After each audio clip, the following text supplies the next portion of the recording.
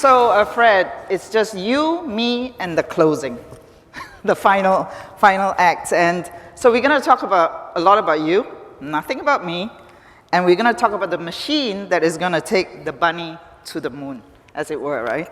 And so where I come from, which is across the ocean, there is a Chinese saying, and I wanted to share this with you because you've always talked about how the genesis of Hopper comes from China, right? The Chinese style of doing things.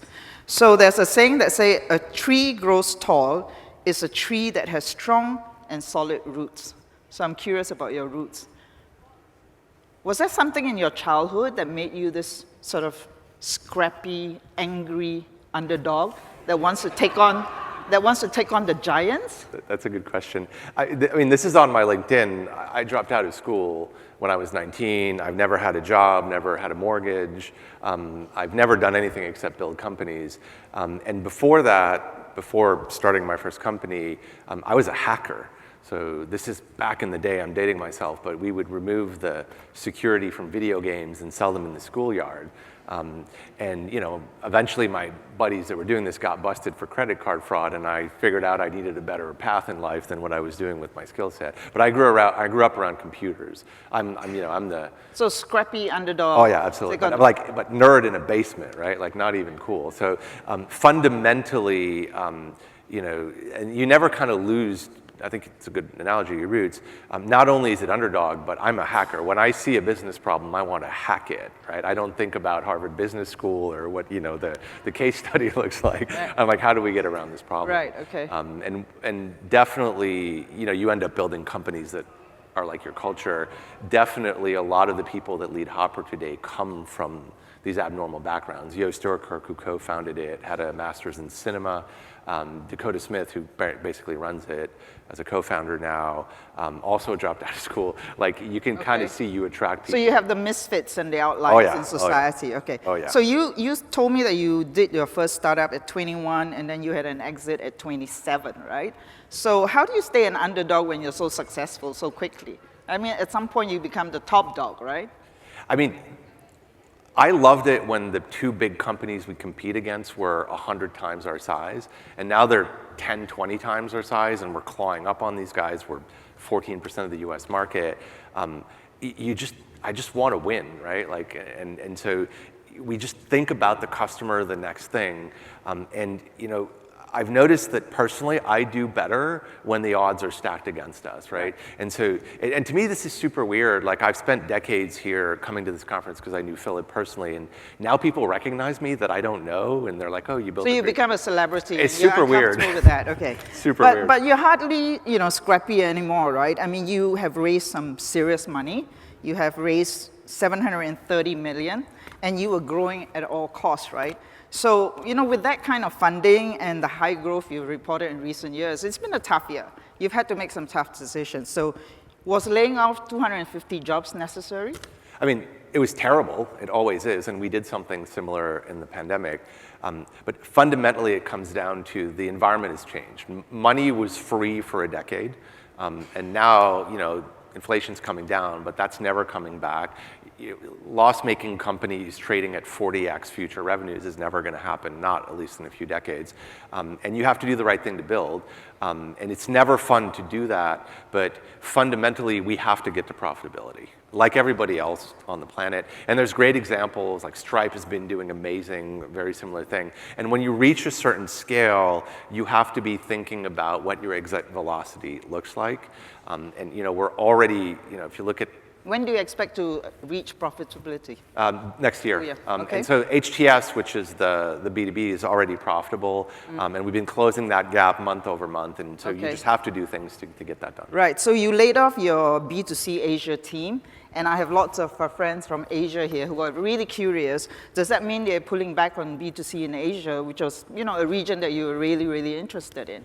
Yes. And so the B2C part is just, you have to invest too much money to build the consumer brand, and this is not the right time to do it.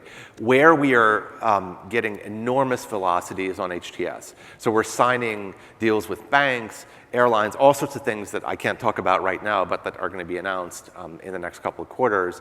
And one thing is, in the West, in the US, we had to build a massive consumer brand to get the credibility to sign these big B2B deals. In Asia, what we've learned is they're giving us the credibility because we're actually pretty large. So we don't actually need to spend hundreds of millions of dollars building our consumer business to get our traction on the B2B side. So you're going to see us grab market share, but on the B2B side first, and we'll see what the consumer... Right, so you're saying that basically the Asia market, the Asia brands are really receptive to your B2B technology, yes, despite the fact that you may not have a big B2C business. Fintech is universal. Yeah. I think even in the really mobile-first markets, we're seen as a competent, builder of mobile experiences, and all those things seem to be attributed to it. So you really kind of came in, hacked the business. I mean, you went mobile only, data, and then fintech, right, which is your shining bunny, I call it. And you said that consumers are 1.6 times more likely to repurchase if they add fintech to their booking versus if they book just travel, right? Do you see equal levels of demand across different markets, or is it particular to one market? It's universal, and I think we talked about this. We've paid out $100 million to customers for disruptions and changes, and globally, as travel has come back, 2/3 of people expect to be disrupted. The average amount of money that people pay out of pocket to rebook themselves is $900, which is an enormous amount of money when you think of what travel generally costs. That need is universal. And interestingly, we've actually found that our fintech products perform even better when they're on supplier sites. So we have cancel for any reason on Air Canada's website. So we are making fares refundable for Air Canada on their website, and we're taking the financial risk. And it's been an amazing partnership. And we find that it actually works better in those environments than even Hopper. A lot of these things are available on our bank partners, including Capital One. They're doing great there. So it's a universal. They're selling better for you. So, but I'm curious, right? You've paid out $100 million. What's the value of the premiums you collected relative to the $100 million payout? I mean, if you're asking me what our profit margins are, yes, I think I everybody's going to have to wait a while before that's public information. But what matters is how the pricing works, like ultimately. So we're charging about 10% of the value, the underlying value of the travel product, and it ends up averaging at about $40. So when you look at a $40, and they're not premiums, by the way, that's something an insurance company does, but you're looking at a $40 cost for the product to avoid a $900 cost in the end for rebooking, or being able to simply cancel and get your money back. Those things work out extraordinarily well. And what we obsess about is the customer satisfaction, the CSAT. And contrary to a lot of fake things that we're reporting, all of our products have 80% CSAT and up. And if they dip, we look at this very, very seriously. And that's why people buy more travel when these products are available. And that's true on every channel we've ever made this available. Okay, so was Expedia referring to this fintech products when it talked about like features that exploit consumer anxiety and confuse customers, as a reason? I mean, that breakups are always painful, right? Depends. So you'd have to see that coming. Yeah, you would have to ask Peter Kern what he meant by that, because none of it is true. Second, everybody knows what happened there. Like Expedia was a partner in 2021 when we were 2% of the US market, and there were no issues around any of this. Weirdly, when we became 15% of the market, all of a sudden there was an issue. I think everybody understands what happened there. Did we think this was coming? Yes, absolutely. And I don't actually take issue to what's happened there. Fundamentally, what this has done is it's made us much, much stronger, because I think more options to distribute inventory is a good thing. I think competition is a good thing. And what I've heard from airlines and hotels and car rental companies, the idea that there's a third major independent player in travel is seen as an overwhelmingly positive. Right, so maybe that breakup kind of woke up that inner and outer underdog in you, right? And now you're really very much so. Angry and gonna fight back. And so, I understand. Let's move on to your hotel supply, because in the past you were dependent on third parties, right? Now you're building your own direct supply.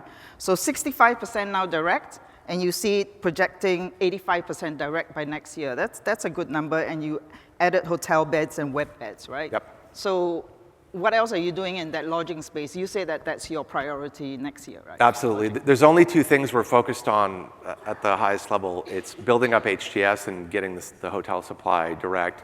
We're somewhere around 18,000 direct properties, which includes chains and independents. And this is the one thing that I've done before. When I was at Expedia myself, or I worked with Make It My Trip for almost a decade in India, building a direct supply relationship with hotels, going market by market, asking every hotel, what do you need? Where do you need help? What we can do is very different than just lazily connecting to an OTA and making some money. And so it is obvious. So why did you do it in the past then? Oh, it's just, you need to, there's always a chicken and egg in a marketplace. You need demand, and to have demand, you have to have supply. And, the big guys were kind enough to, lend us their supply for us to build it up. So you used them, well, you needed them. Okay. They offered, they're the ones that came Okay. to us. Fundamentally, I think what shocked everybody is, we're close to 20,000 hotels. I don't think anybody realized how big we'd gotten on that side of it, very quietly, very strategically. And what is interesting about this, and not that we predicted this, but we now make more money, which makes it easier, to do everything else we do. So net has been a very good thing. Right, so HTS is now 50% of your revenue, projected to be 2/3 of revenue next year, right? So what else are you doing to accelerate that? So you're getting into rooms as well, you said? Alternative accommodation, tours and activities. Tours and activities will come. We've been working very, very targeted on homes. So basically vacation rentals, mostly because Hopper customers are twice as likely to stay in a home because they're younger by definition. So Miami is actually a market where we have a ton of supply and we're doing really, really good. Slow build, you got to be patient around that stuff. For HTS, our loyalty platform that we use for banks is the best in the world. Like, there's just no contention around that, and there's a ton of international interest around that, so we'll be announcing partnerships. The other thing that's been interesting is we've been approached, and you can see this on the HTS website, for just e-commerce. And this is something that a lot of our partners came to us with. If you think of it, today, most hipster coffee shops on a corner have better e-commerce than a lot of travel brands on mobile because they use Shopify, right, which is a fellow Canadian company. And so what we realized is we got really good at mobile, which is something that's pretty hard to do. And now we have partners coming to us and say, we love the fintech, but why can't you just build everything for us? And so that's one of the reasons HTS is accelerating so much, which is not what I was expecting, right? But it's actually a great opportunity. So doubling down on HTS, doubling down on lodging, your priorities. So let's get to your B2C business, which is huge as well. 100 million app downloads, 70% users Gen Z and millennial, right? And you've always said you look to Asia, especially China. Yep. And actually we were just discussing the idea, like I was having dinner with Ryanair last night, and I asked the guy, I say, what are the words you would associate with Ryanair? And he used words like shrewd, brazen, Darwinian. What word would you associate with Hopper? If you ask our customers, they're going to say cute, but in like the cute. kawaii sense. You're because of cute, the bunny. Right? I'm not cute. The bunny's cute. But like what defines Hopper is speed. And I guess there's a bunny-esque aspect to that. It's how fast we move, how fast we experiment, how willing we are to listen to a customer and roll back something that's not working or pivot to something better, which is kind of the genesis of how we find our first product market fit. Hopper is all about moving faster and listening to the customer. Right, and that's something that actually Chinese models really, really excel in, right? So WeChat, Meituan, Little Red Book, we had Trip.com on that session just now talking about how they were building up Trip Genie to keep the customer end-to-end and trip moments for social conversions, right?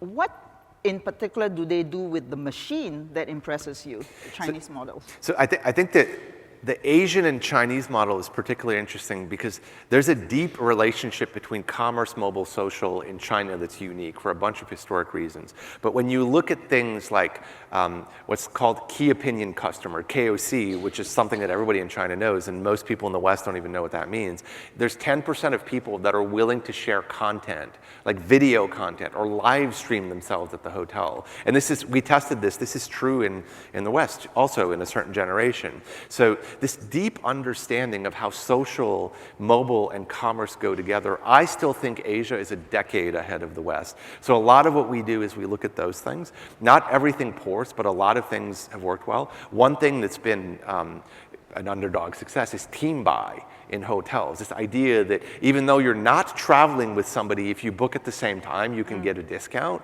That's working really, really well right now, and we're scaling that up. That's a Pinduoduo concept. And there's examples of Chinese companies like Temu, which is Pinduoduo, coming in the West and doing pretty good, like in general e-commerce.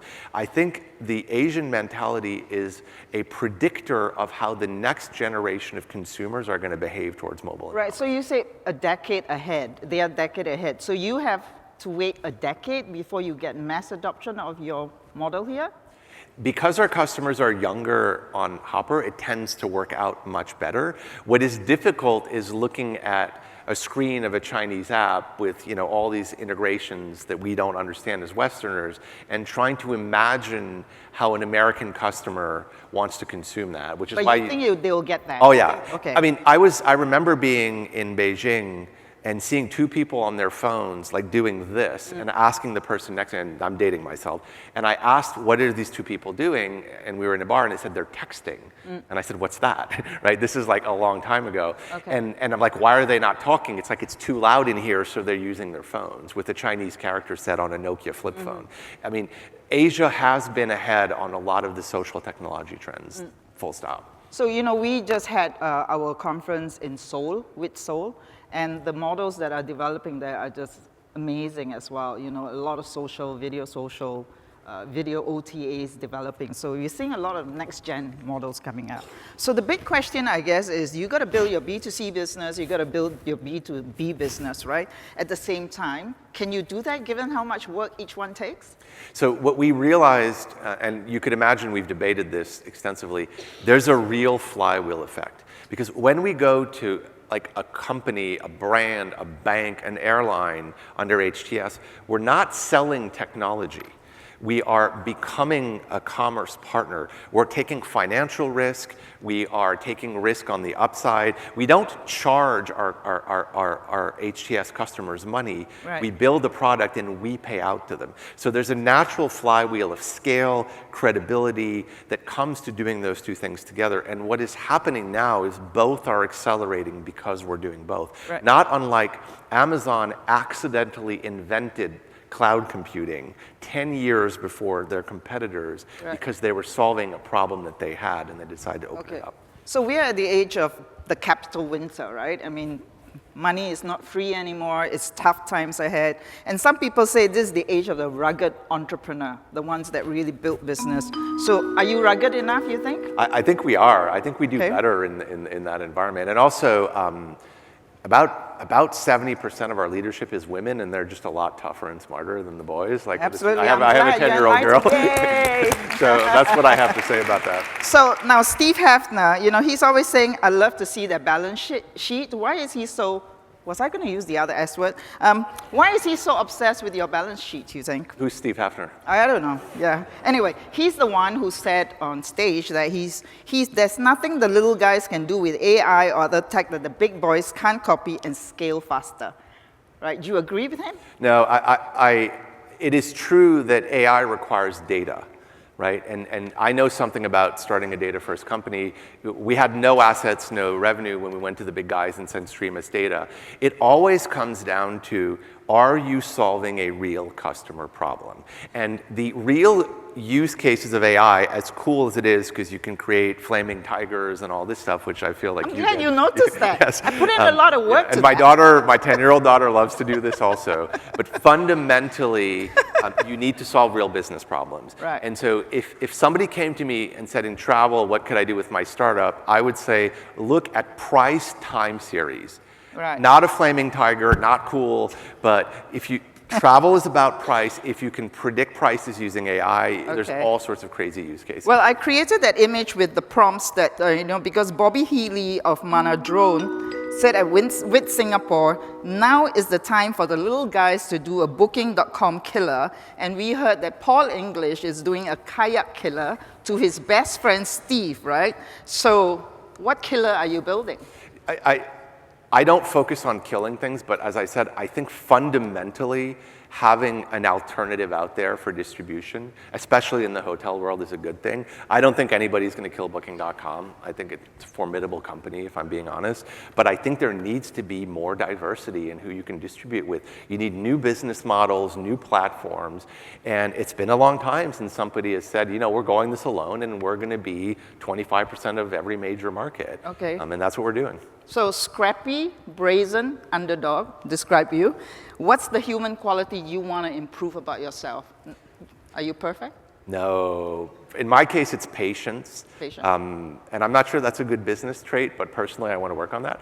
As I get older, I find that like kindness in like the Buddhist sense is something I'm valuing more and more. You know, just the basic human empathy. You know, especially as we enter into like the next decade's not going to be great on a bunch of different levels. I think the world needs more of that. So that's what I'm cultivating. Fantastic. Well, I hope to see you more in Asia, where we're all about the empathy and the Buddhism, you know. So please join me in thanking Fred. Thank you.